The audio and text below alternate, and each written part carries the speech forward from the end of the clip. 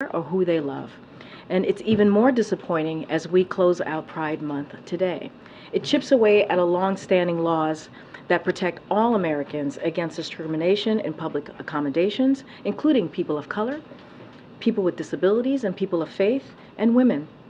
While the court's decision only addresses expressive original designs, as President Biden said today, we are concerned that the decision could invite more discrimination against the LGBTQ plus community.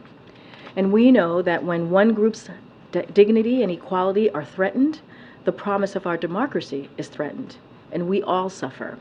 The administration will remain focused on enforcing federal anti-discrimination protections, and the president will continue to call on Congress to pass the Equality Act. Now, second, as we head into July 4th, the Department of Transportation and the FAA are working closely with airlines to help minimize flight disruptions resulting from extreme weather.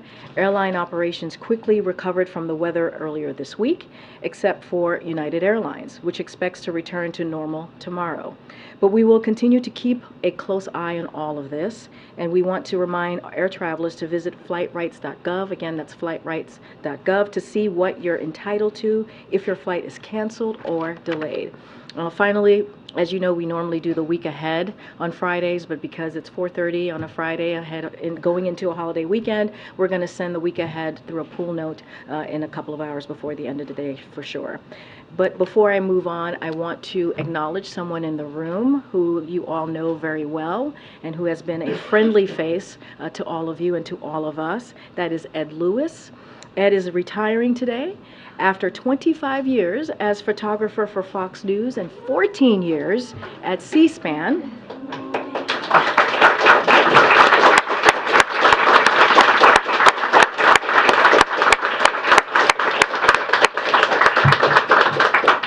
In his career, hi Ed. In his career, Ed has covered every president since Ronald Reagan, right? Not to age you, my friend. You look young, 21. I know he is a friend to many of folks here and certainly many folks on my team. He always has a smile. Every time I see him, he always waves, smiles, and gives me a thumbs up. So I give you a thumbs up back to you, my friend. And I know many of you have seen him traveling, carrying like 13 bags or something like that all at once. So incredibly impressive. So Ed, thank you for being a joy to work with. I hope you will enjoy more time at the T following your last day here. And we will truly, truly miss you. And thank you for just always being a friendly face. The team, decided to get you something. So here you go. Can you step away for a second, or do I have to come back? I come back.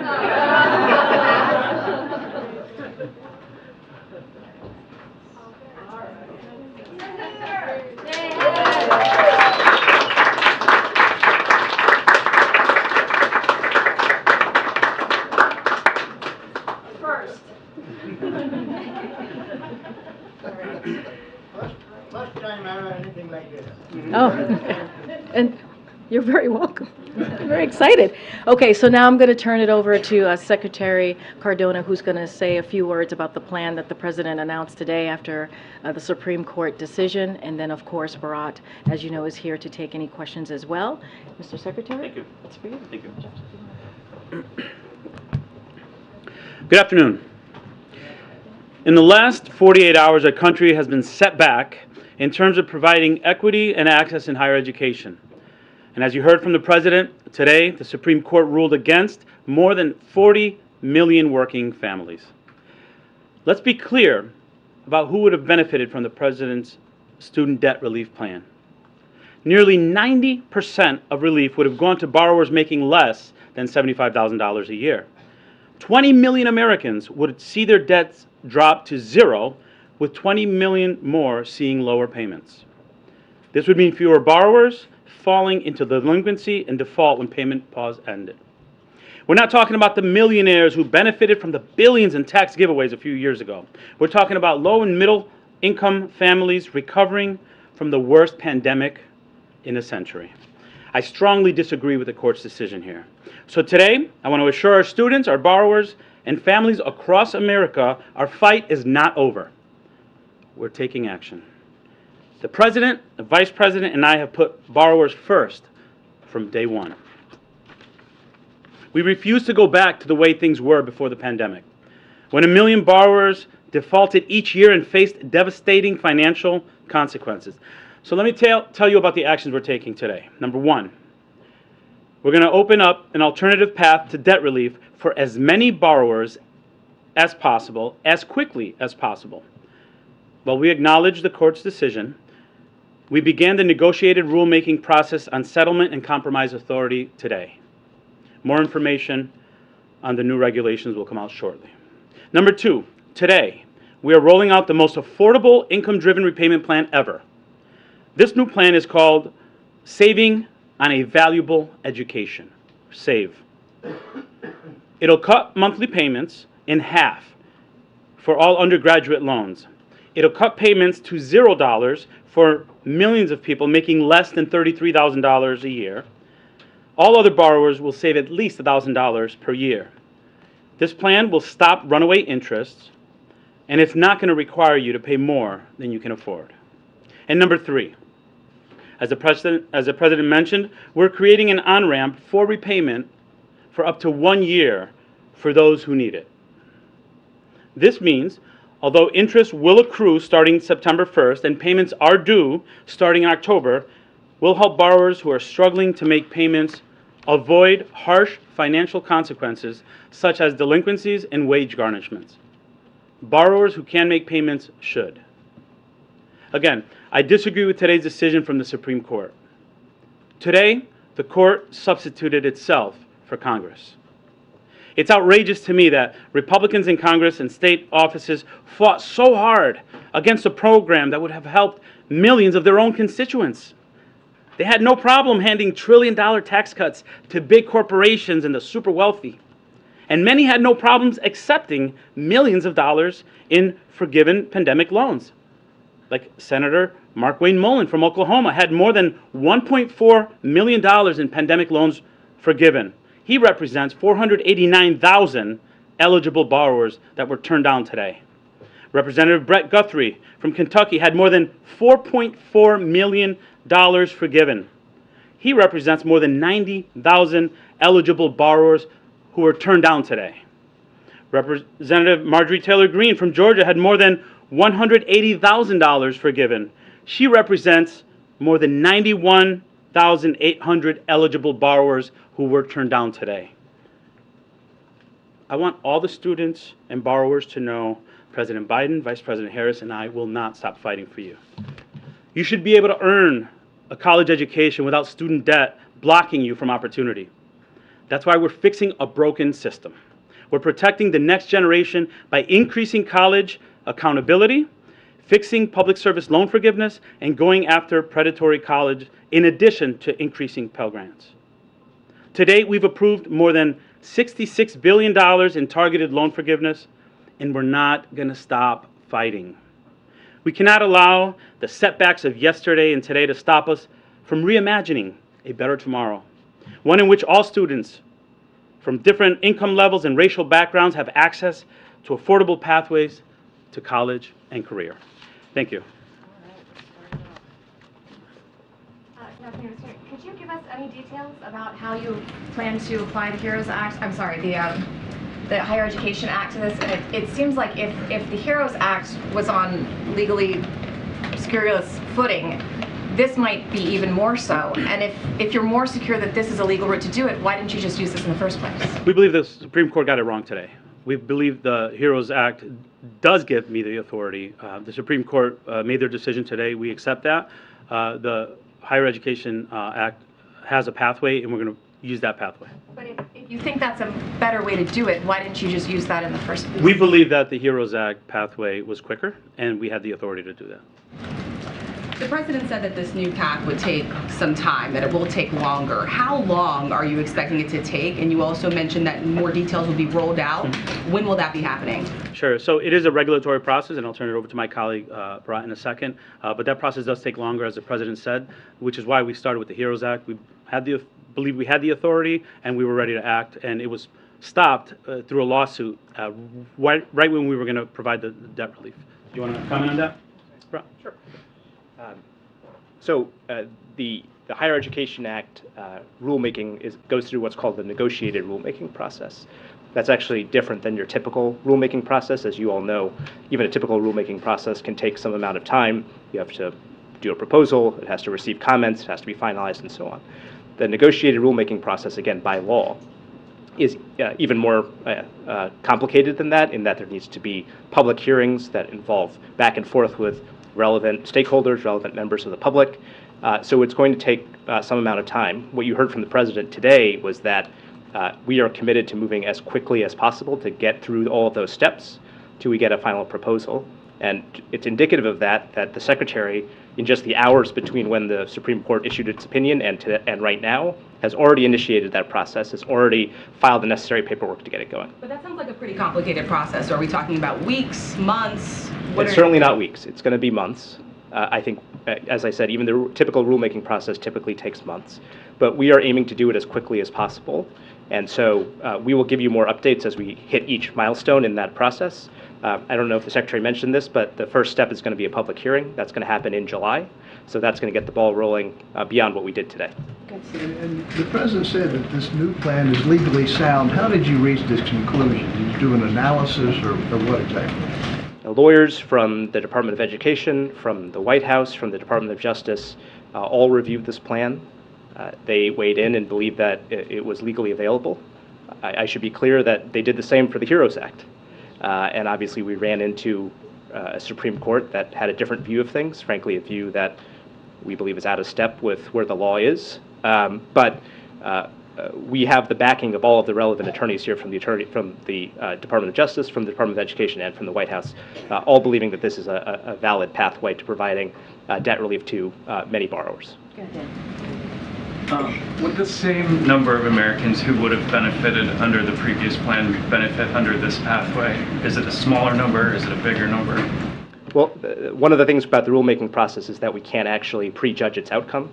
Part of how we do this process is that we initiate it, we put a proposal on the table, we work with stakeholders to get their input. That ends up shaping the scope of the proposal. So it's too early to say, but we have clear guidance from the President and the Secretary that our goal is to provide relief to as many borrowers as possible under this process. So you'll hear more about that as we get to each stage of the process going forward. Wait, can you say at all whether this will be a more narrow plan than the one that's structured? It's too early to say.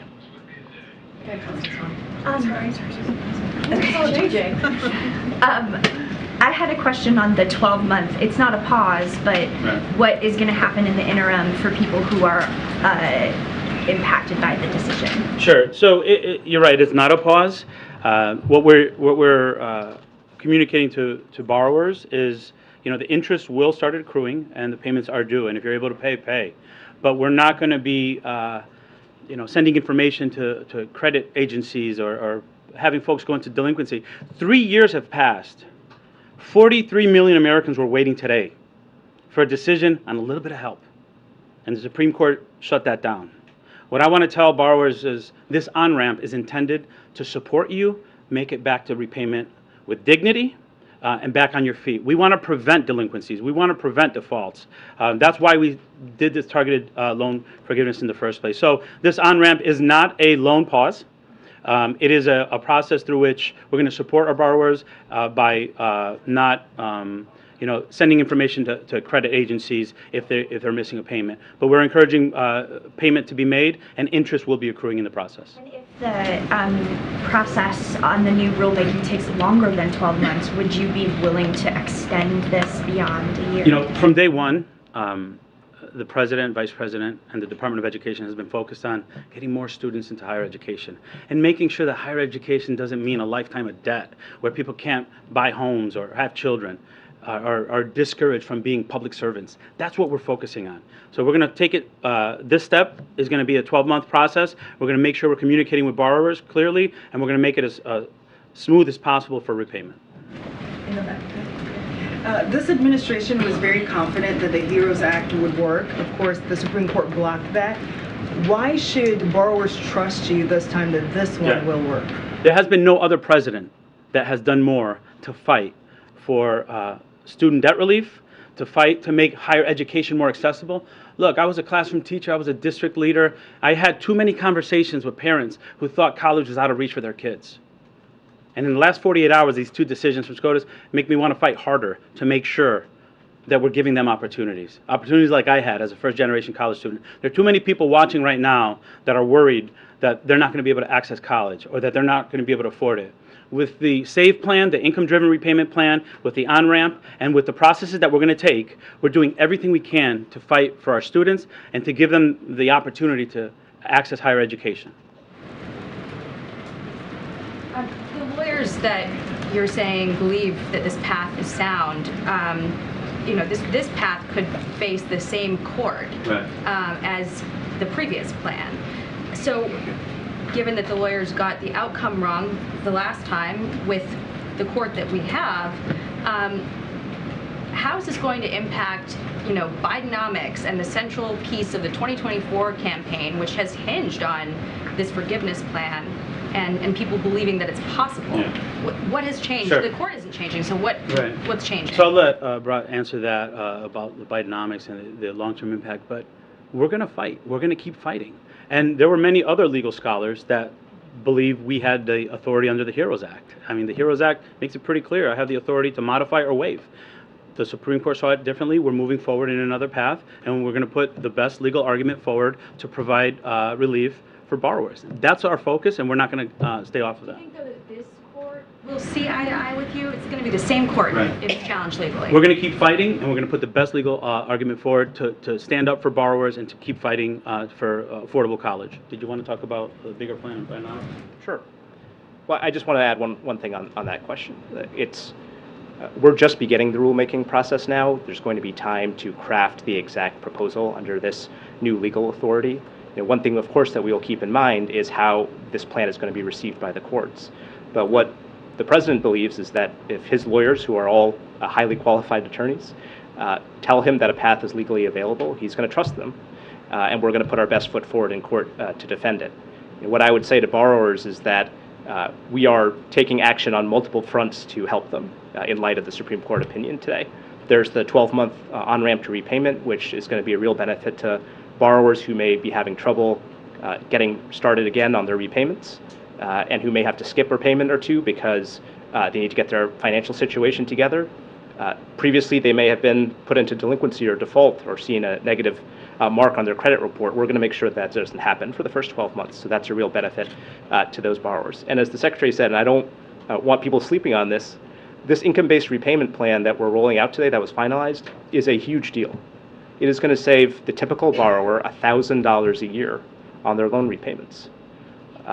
Somebody who is making $50,000, $60,000 a year is going to see a substantial savings and may even end up paying $0 in their monthly payment because of this new program. And by the way, one concern that people have had about the income-based repayment program in the past is that if you were making these smaller payments, your balance would keep growing over time. One of the reforms we're putting in place is making sure that that balance doesn't grow over time, even as you are making potentially a $0 payment each month. It is a big deal for both current borrowers and for all the future borrowers who are out there. Now, I want to be clear, that's not a substitute for debt relief, but it is a huge benefit for borrowers that is going to be available coming this summer. And we encourage people to sign up for it. You talked about the timeline on this. It sounds like it's going to take a long time. Is the administration taking any steps to speed up the regulatory process, shorten deadlines, waiving the typical public comment requirements? Well, there are requirements that are laid out in the law that we have to follow. But we are committed to doing those requirements as quickly as we possibly can while keeping with the spirit of the law. Like I said, we have to do these public hearings. There has to be a certain amount of preparation to do the public hearings. You have to intake the comments that you get from the public, and then you have to decide whether to change your proposal accordingly before you do the next public hearing. All of that takes some amount of time. But as the Secretary made clear, as the President made clear, we are doing that as quickly as we possibly can, starting with the fact that we've already initiated the process today in just the handful of hours since the Supreme Court issued its opinion. Has the administration considered an executive order that would lower interest rates for these federal loans? We looked at a number of possibilities. The President's direction to us was to look at all available legal authorities to figure out what we can do to provide relief to borrowers. the specific proposal that you discussed was not the one that we went with eventually. We think that this pathway that we have laid out here is the fastest way to provide the relief to the most amount of borrowers. And so that's what we're going with now. We think it's legally available, and we look forward to providing that relief to borrowers as soon as this process is done. Yeah, Tam, and then we'll go back. Are you on totally solid legal footing with the income-based repayment changes, or could there be lawsuits challenging that as well? No, that authority is crystal clear. There's a specific statute allowing the Secretary to design these income-based repayment programs, and the specific details of this income-based repayment program are clearly within what's permitted under the statute there. And so I would be surprised, frankly, if there was a legal challenge to that proposal. And you say it's not a substitute, obviously, for debt forgiveness. Are there, I think this is a known answer, so I'm sorry for even asking it, but like, how big is the universe of people who don't qualify for the income-based repayment, who just aren't going to be covered by this exciting thing you just offered? Sure. Every single borrower is eligible for this program. Now, the key is that if you're an extremely high-income borrower, your income may be so high that the specific benefit, where you cap your payment at a percentage of your income, doesn't actually benefit you because that percentage is still higher than what your monthly payment would be. But it stretches pretty far up the income spectrum, so that the kinds of folks who are eligible for the initial debt relief program we're talking about, people making $75,000, $80,000 a year, are certainly going to benefit from this. Thank you. The opinion touches on the president's authority to act without specific permission from Congress. It cites several opinions that I know have tripped up Biden administration policies over the last couple of years. Can you talk about how you see this opinion moving forward, applying in other areas of policy making that you do? Well, look, I think that it's kind of in the eye of the beholder, right? When the HEROES Act says that the Secretary can waive or modify a provision, it seems to me that that is very clear about what the Secretary's authorities are. It is a broad grant of authority from Congress that it was expecting the Secretary to be acting in an emergency situation. There's also a very broad grant of authority in the Higher Education Act, which talks about the Secretary having the ability to settle or compromise debts. Look, I think that even the Supreme Court would say that this doctrine is evolving. It is something that was invented very recently, and it has already changed, in our view, in this opinion compared to the last opinion in which it came up, so we'll need to keep an eye on it. But from where it stands now, we think that the settlement and compromise pathway, the Higher Education Act pathway that we talked about today, is going to be a valid pathway that conforms with the major questions doctrine issue that the Supreme Court raised today. Do you see this doctrine continuing to be an obstacle to different goals that you have moving forward? Well, it seems to be intended to place restrictions on what the executive branch can do in certain situations, even when, in our view, Congress speaks clearly about what the executive branch can and can't do. So we have to take that at face value, and as we evaluate the availability of certain administrative actions going forward, we'll have to weigh how it would stand up against that new doctrine that the Supreme Court has issued. But again, we think that the pathway that we're choosing here, the Higher Education Act, is available even with this doctrine in place. Thank you. Secretary Cardona, are you considering potentially raising the income threshold for those $0 monthly payments on the IDRs, or is that $33,000 annual number set in stone henceforth? It is $33,000, and I want to make it very clear to the folks that are paying attention to this that maybe don't know the details of it. The income-driven repayment plan that we talked about today, SAVE, we're calling it SAVE, will cut in half loan payments for undergraduate students. So think about the students that said, I can't go to college because I can't afford the $600, $700. Those are going to be cut in half. It's going to open doors to higher education. For folks making less than $33,000, which is your question, their threshold, the threshold of payment is higher than the $33,000. So if you're making less than $33,000, you won't have a payment. Is the IRS, or who's going to be monitoring whether people are still making that number moving forward? Did you want to take that? Yeah, as part of the program, you have to submit your tax return. So it monitors it on an annual basis. And I think there's actually an obligation that if your income changes significantly, you have to provide an update. From a practical perspective, the millions who've already applied to the program that now has been blocked, I noticed the president was encouraging people to still sign up, so is the thinking that that could just be transferred to the new regulation once that's set up, or how will that work? Yeah, again, I know this is not particularly satisfying, but it is too early to say because we haven't completed the rulemaking process yet.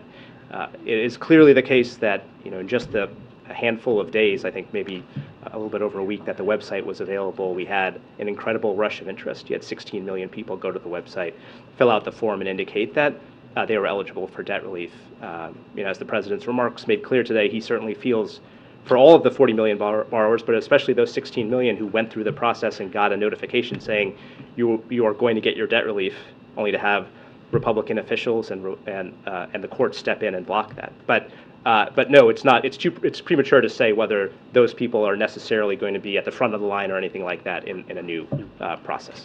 For months, the White House had said they felt confident about the law being on their side, but then also, of course, you guys were preparing different scenarios, as we've now learned. So what were you bracing for today? How surprised were you both about this outcome, or is this really what you expected given some of the work that was put into the contingency? Look, let me read. The Secretary has the right to waive or modify any statutory or regulatory provision in the form deemed appropriate by the Secretary to offset national emergency.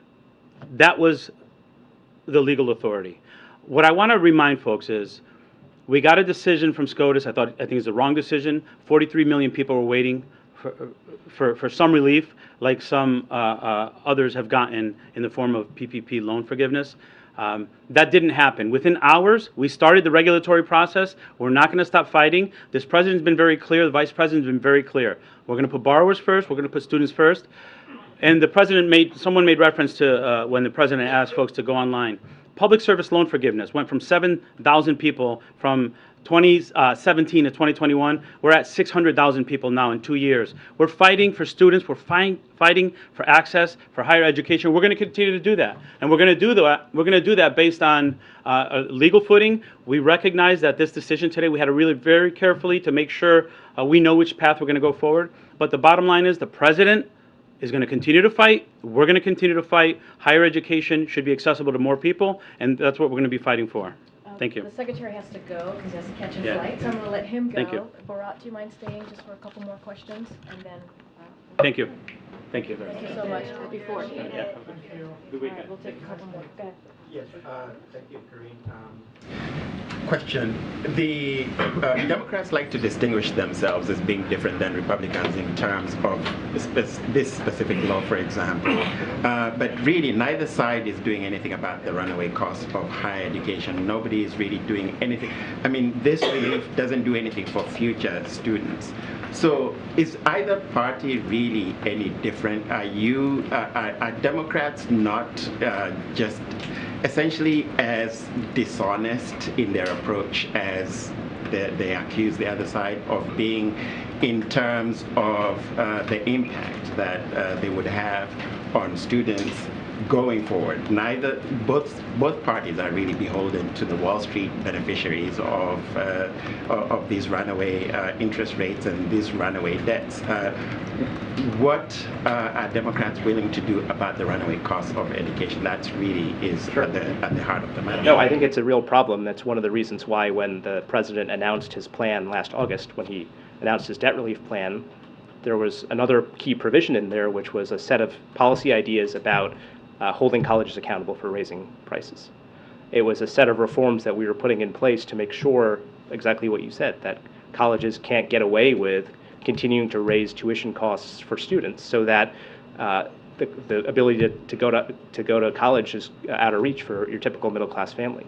The Department of Education has already made progress on what's called a gainful employment rule, which would restrict whether federal loans can be used at a particular school if they aren't showing that people are graduating from that school and getting higher incomes when they graduate.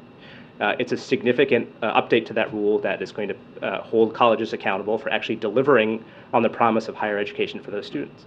And I would also note that the president was able to secure the single largest increase in the Pell Grant that we've had in the history of this country, so that people, like he said, who make in almost every instance under $60,000 a year, people from families making $60,000 a year or less, get that additional bump. which is going to open up the doors for higher education for them. So we're trying to come at this from both ends. We're trying to help lower income, middle income families afford the cost of college by providing some direct relief, and we're holding colleges accountable so they can't keep raising prices while delivering poor outcomes for students. And a quick follow-up to that, Republicans have offered to work, yeah, I'll be very quick. Republicans have offered to work with the president on measures to combat this, the actual cost of education. Is the president willing to work with the Republicans on that? Do you believe that the Republicans are sincere? Look, I think that the president has a long track record of working with Democrats and Republicans for getting things done for middle-class families. He did it a number of times in the first 2 years in office. If it comes to real serious reforms to the cost of higher education that aren't going to cut off pathways for middle-class families and where the costs of that aren't being placed on middle-class families, then I think that the president is willing to work with anybody who has good ideas on that in that regard. Just a couple over there. Thanks, Karine. The White House touted the student debt relief program as a tool to close the racial wealth gap. Without it, does the White House believe that its economic policies can still achieve that goal, or that these new actions can help achieve that goal? Yeah, I mean, one of the many reasons why we're continuing to pursue this alternative pathway is because the president feels very strongly that we need to take steps to close that racial wealth gap in America. You're right that the initial debt relief program would have made real strides in that area, and our goal with providing debt relief to borrowers, as many borrowers as we can, as quickly as we can, is to do that as well. I mean, I don't have to tell you, but I think we have seen the data about the disparate impact of student loan debt, right? That black borrowers tend to have to borrow more often for going to school, that they have to borrow more because they tend to have less family wealth to rely upon. And it takes them longer to repay after they graduate because, again, they have less family wealth to rely upon. In fact, there's data showing that many black borrowers, in addition to having to repay their own loans, because they had opportunity to go to college, are helping other people in their family pay off their debts. Whereas for other types of borrowers, they're getting family assistance to pay off their own loans. So there's a really serious issue here. That is one of the many reasons why the president pursued this debt relief path and why he is continuing to pursue this alternative pathway now. Ed and then Phil. Yeah, thank you. I wanted to get that affordability issue. So does the president then blame universities for that affordability issue? And do you really think that that rule's working that you talked about? Well, the rule is still in progress. It's going to be proposed and then ultimately put in place. But I think when it is in place, it's definitely going to go after the worst performers in this space, the colleges and universities that are charging the most and delivering the worst results. I think other reforms are necessary. The president's willing to work with Congress to talk through what those may be.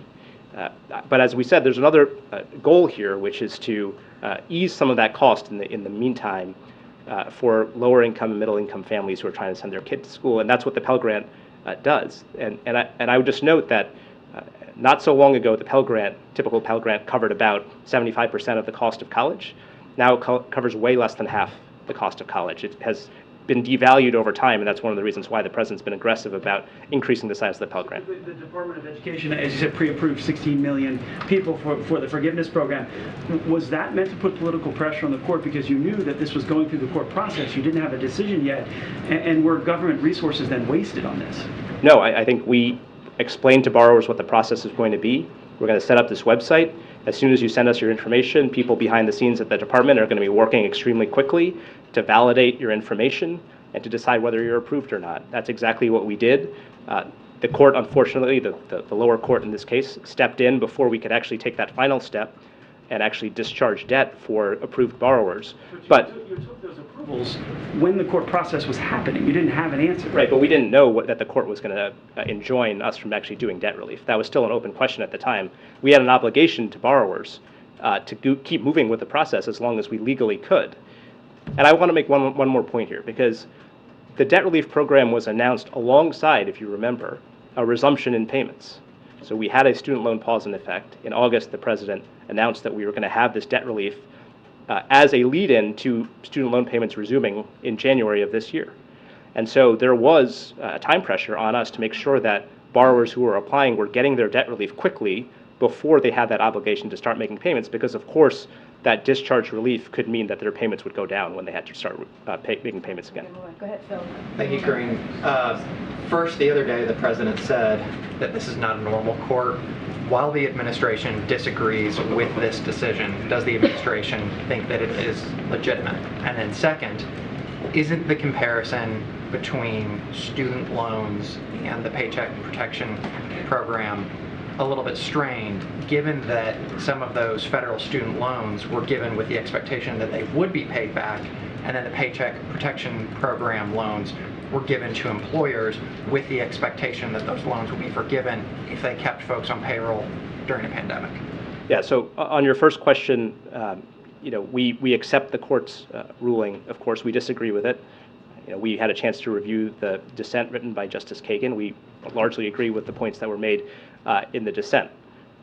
In terms of the PPP analogy, I think that this is the big picture here. As we went through the pandemic, there were a variety of programs put in place to help certain subsets of the population. And one of the biggest programs that was put in place was PPP, that was intended to help small business owners, right?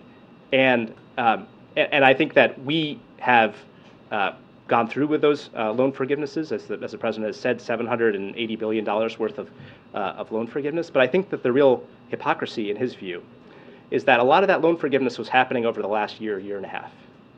And at any time, all of the Republicans in Congress who were saying to us, this debt relief program is unacceptable, could have also been saying, hey, take it easy on doing all this debt forgiveness. A lot of these small business owners actually did really well in the pandemic. Shouldn't we take a second look at whether all of these loans should be forgiven? They're costing taxpayers hundreds of billions of dollars. And we never got a single bit of incoming from Republicans saying, slow down PPP forgiveness. In fact, the incoming we got was people saying, do it faster. Make it easier for people to qualify for forgiveness. So yeah, we think that there's a real tension between that and the idea that if we're going to try and give $10,000 to a nurse or a firefighter, that somehow is unacceptable or crosses the line from acceptable government relief to unacceptable government relief. Ebony, you have the last question. Thank you. You mentioned that there were a number of things that you were considering, but you said why you went with the two that you did. My question is, if you don't get the projected outcome that you want, which you haven't said what that number is, are there a number of other measures that you are considering, like whether it's canceling some of the interest or looking at the PSLF, maybe changing even some of the jobs that will be required for that, or any other measures if this doesn't give you the desired outcome? Yeah, I want to make clear that we're moving out on multiple fronts. Today we announced two new steps, right? We announced pursuing the Higher Education Act rulemaking process, and we announced the 12-month on-ramp to repayment. The changes to public service loan forgiveness, they're already taking place. And as the Secretary pointed out, up until this administration, something like 7,000 people total had gotten public service loan forgiveness, even though you had teachers and service members who had met the requirements, they weren't able to get their relief. We have taken incredible steps to fix that program, and now 600,000 people have gotten that relief. So we're moving out on the PSLF front. We're moving out on the income-based repayment front. Remember, this is going to be a massive savings for a lot of borrowers. Your typical borrower is saving $1,000 a year on their repayment. And by the way, there are some changes in that program as well, such that if you have lower amounts of debt, like you went to a community college, you're actually on a faster pathway to getting your loans forgiven, such that the typical community college student is going to get their loans forgiven within 10 years. So as Secretary Cardona said, there has never been a president and there's never been an administration that has come close to providing the support and relief for student loan borrowers that this administration has. And we're committed to doing that because student loan borrowers are the types of middle-class folks that this president thinks are really important to this economy doing well. To take it back to the question about Bidenomics, when we talk about growing the economy from the bottom up and the middle out, that's what this relief program was about. 90% of it went to people making under $75,000 a year. And now that's been ripped away. We're not going to stand for that. We're not going to let that lie as it is. We're going to move forward on every other pathway we can to get those middle-class folks their relief. Thank you. Thanks. Appreciate it. Can you give us the website again before you go? I'm sorry. The name of the website? For PSLF? Just for the new relief? Oh, so if you go to studentaid.gov, you will see FAQs about some of the steps that we're taking. All right, thanks, Happy Fourth. Thank you too. so much. All right. Take a few more, since it's after 5 o'clock on a Friday. Colleen? Why not? Let's keep going. Yeah, why not? Okay, I have a question about the court rulings this week. So if the Supreme Court doesn't reflect the views of the American people, like Biden has said, should he be embracing a proposal to change the court? So look, I just want to, as you know, and I talked about this a little bit during the gaggle yesterday, which was, you all were asking me about the commission that the president was very proud to put together. It was diverse. It had legal voices from the right, from the left, and it was something that you had never seen before, and it was incredibly important, the president thought, was to do. And obviously he read the report. Don't have any decisions to lay out at this time.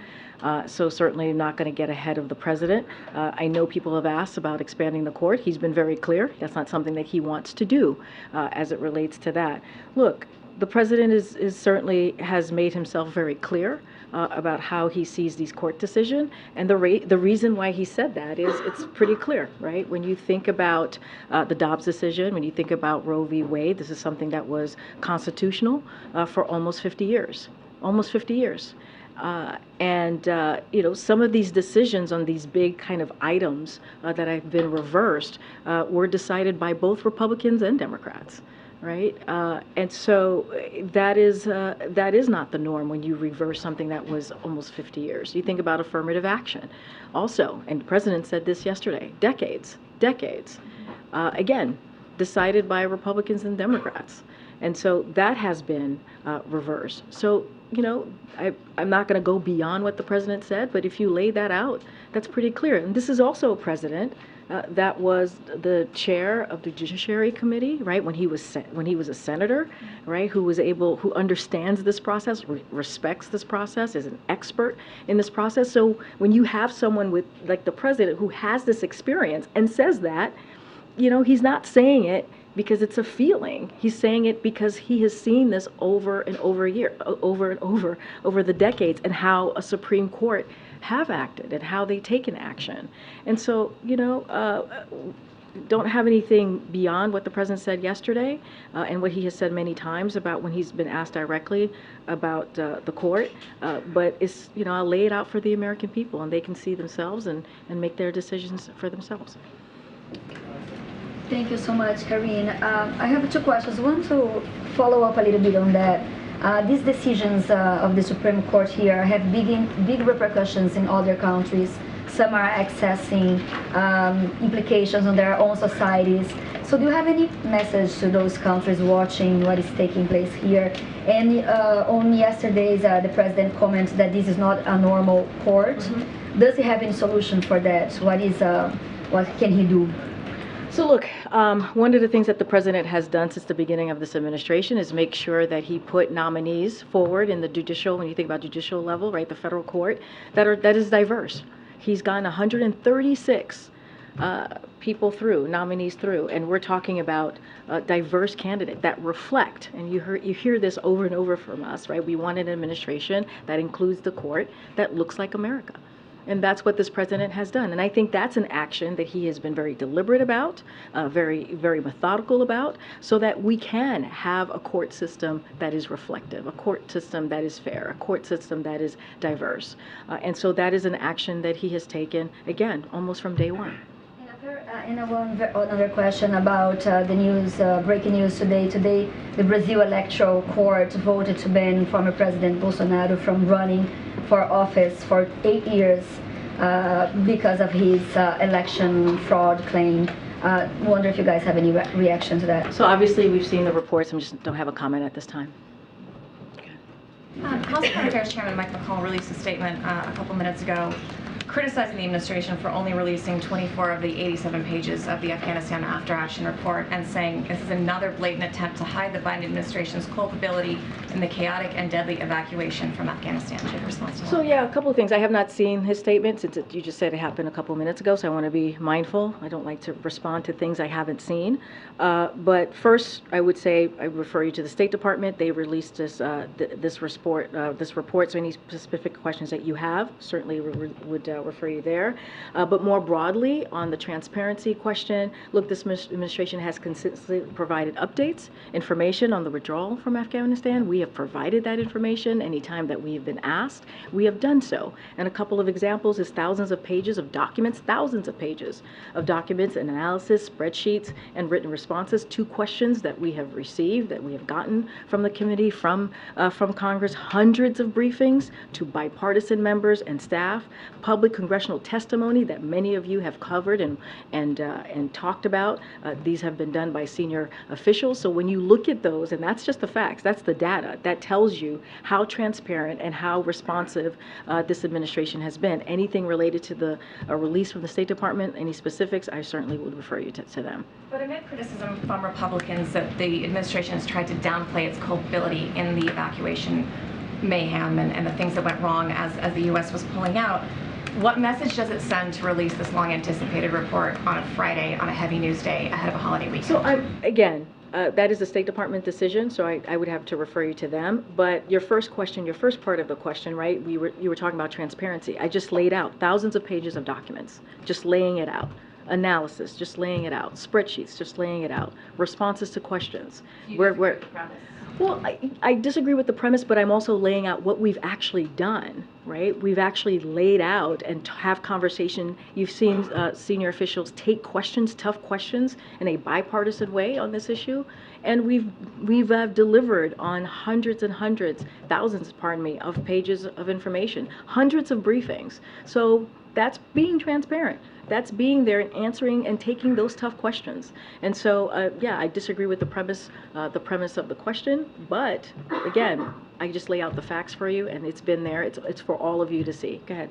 Thanks. Can you just, on the report, has the president reviewed it or been briefed on it? He was just asked about it in the Roosevelt Room, and he said, "Read your press," and I wasn't really clear what he was trying to say there. Well, I didn't hear. I know that he was asked about this particular review, or this after action review that was given. Look, what I can speak to is more broadly what the president has said, and I think this is what he was referring to. He had to make a tough decision, right? In the beginning of his administration, he had to make a tough decision on what to do with the nation's longest war. Right, where we were seeing, billions of dollars go into a war that had no end in sight, where our members of the military were put at risk, and so he wanted to stop that. He wanted to end that. And he also wanted to, and this is part of what he said at the end, which is he wanted to make sure that we remain vigilant against terrorism. And that's what he was laying out, right? The threats that have been demonstrated. And so we took, as you know, we took a leader of Al-Qaeda without having any troops on the ground. And so that's what he was talking about, is keeping our promise, making sure that we keep Americans safe, making sure that we we put the American people's interests first. And so that's what you've seen this president do. The report specifically says that senior administration officials were to blame for the chaotic exit, for failing to decide which Afghans should be eligible for evacuation, and for issuing changing guidance. Do you agree with the report? Do you accept responsibility? Look, the report came from the State Department. It's an after action report. I will just let it speak for itself. I'm just not going to comment further. This is a State Department report. Clearly, it is part of the administration. If that's what it lays out, that's what it lays out. Go ahead. I say we get help from the Taliban. You had the Supreme Court ruling yesterday on college admissions. The rulings today, two things. How do you view this as a whole? How big a setback is this to the president's agenda? I mean, look, the president has been really clear. You heard from the secretary, you heard from the president. We're going to continue to fight. We think the Supreme Court got it wrong. We've been very clear about that. This is, when you think more broadly about especially student loan, the student debt relief and what the president put forward, this is part of a little bit of what Bharat was talking about. This is part of Bidenomics, right? This is part of what the president has been trying to do for the last 2 years, which is give the American people a little bit more relief. And you see that it has worked. When you think about 13 million jobs created, when you think about unemployment rate at below 4%, these are the things, because of the action that this president has taken, has worked. And it started with the American Rescue Plan. You saw the bipartisan infrastructure legislation, the Inflation Reduction Act, and the student debt relief is all part of that. There are real people across the country who are still suffering, who need a little bit of help. You know, when the secretary started, he gave a very passionate intro about who would have been benefited from this debt relief, and it is 90%, right? 90% of the people in that plan who make $75,000 or less would have benefited. And the president talked about this too. Why would we not want to give relief to those people? And it is unfortunate that Republicans think that they don't need relief. And we're talking about people in their own district. And so that is what is truly disappointing about that, but it's not going to set us back. It's a setback for the moment, but it's not going to set back the president's broader plan and how he sees building the economy, not leaving anybody behind, and not doing a trickle down, but actually doing it with building out the middle, building up the middle class, and doing it from the bottom up. And that's the president's commitment to this. Go ahead. Today, I see Colleen's at the edge of her seat. Go ahead. Today is the deadline that the president set back in December for the National Archivist to release the remaining records about JFK's assassination.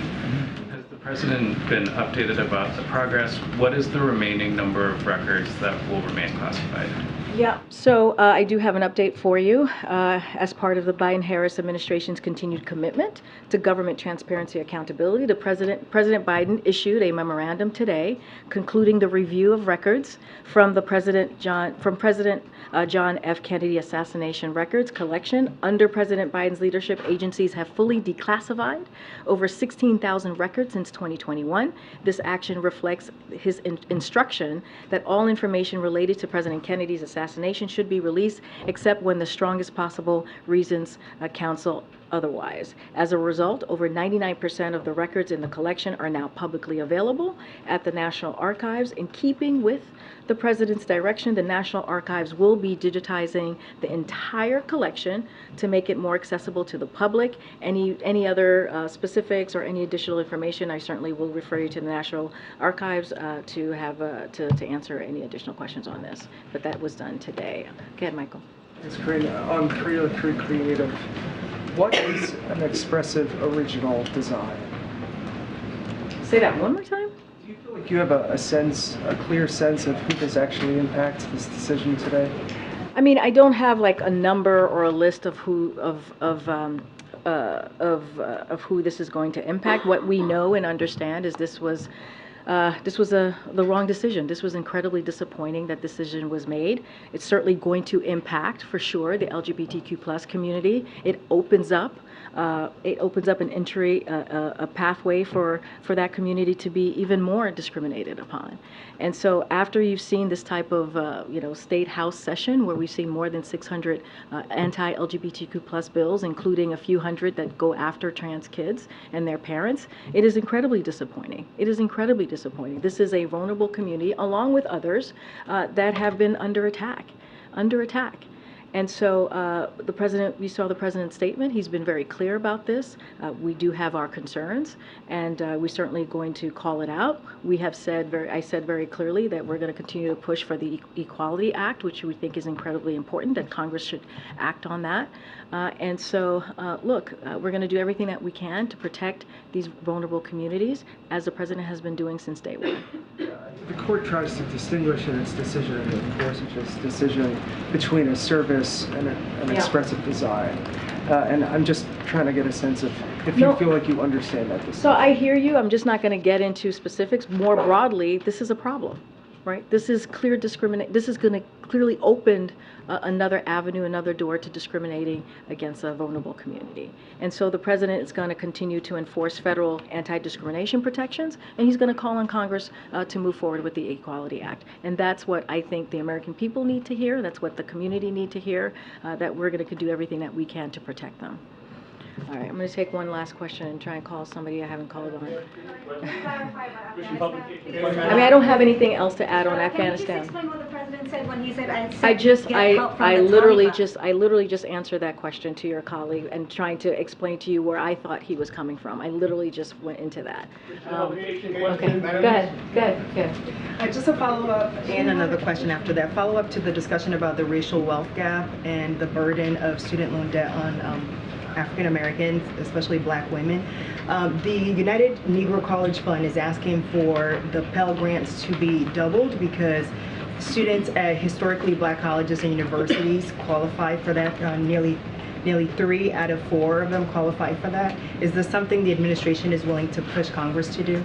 Well, I think that's a little bit of what Bharat was saying when he was up here, what the president has done. He did expand the Pell Grant, right? Remember, he was talking about it used to cover about 50% or more, and now it's lost, it's gotten devalued. And so one of the things that the president did very early on is to expand the Pell Grant, and especially for African American communities and communities that really need that extra help. And so that is something that we have done. Look, not going to talk specifically about other things that we're going to do outside of the plan that the president announced, outside of the details that both the secretary and also Bharat spoke to. But this is something we understand the inequalities, right, that we see in this country that still exist. The president talked about that in his remarks on affirmative action. This is a real thing that communities have to deal with. And so this is a president, everything that he has done, every policy, especially as we talk about the economy, at the center of that has always been equity, always been equality, making sure we leave no one behind and we build an economy that is different, that is not trickle-down economics. That is something that we build from the bottom up, middle out, and also expand in the middle class. And that's something that the president's going to continue to do. All right, everybody. Yeah, what's your second question? The president has blamed Republicans for doing everything in their power to block the student loan forgiveness program, but this was ultimately the Supreme Court's decision. Why the blame on Republicans? Well, the Republicans, during the budget negotiations, as you all know, they tried to take away, that was something that they wanted to put on the chopping blocks, was the student debt relief. They were very clear about that. And so what the president did was protect it. And that was something that he fought just a couple months ago. And he's been fighting for this since he announced the student debt relief plan. So yes, Republicans have been wanting to get rid of this plan. Again, something is a plan that's going to give relief to 90% of the folks who make less than $75,000. Why would we not want to offer that relief to people who truly, truly need it, especially after going through what folks have gone through the last 3 years, this pandemic that has hurt so many families. And so, you know, that's just the fact. That's what we had to fight for. Now, we do think the Supreme Court got it wrong, and it is unfortunate, which is why we came up with a Plan B, and we're going to execute on that plan. Thanks, everybody. Happy 4th. Thank you.